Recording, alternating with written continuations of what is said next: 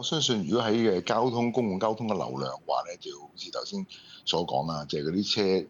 進出嘅時候咧，入去裏邊嘅話要確保佢哋喺上落嘅時間啦，個流程暢順啦，咁同埋啲公共巴士嚟到嘅時候咧，好似頭先所講，要有啲足夠位置俾到佢哋，同埋喺佢哋一出一入嘅時候咧，就係要唔會希望可以等好耐啦。咁呢個就係第一個嗰啲嘅我相信喺演練上面，我哋需要留心嘅情況啦。第二就係話咧，嗰個嘅高峰期，因為而家據了解咧，初步嘅每一日可以接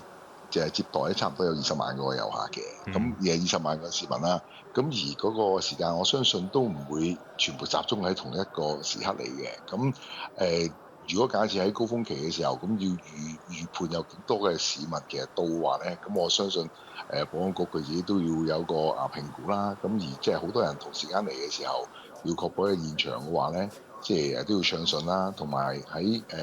過去有啲經驗嘅話，好似啲旅客過嚟香港嘅時候就講個 WiFi，即係嗰個嘅嗯。數據話其實足唔足夠啦，應付到同時間咁多人啦。咁等等呢啲嘅措施嘅話咧，我相信都要喺實際有一啲唔同嘅演練嘅時間嘅話 OK。咧，先至可以知道嘅情況。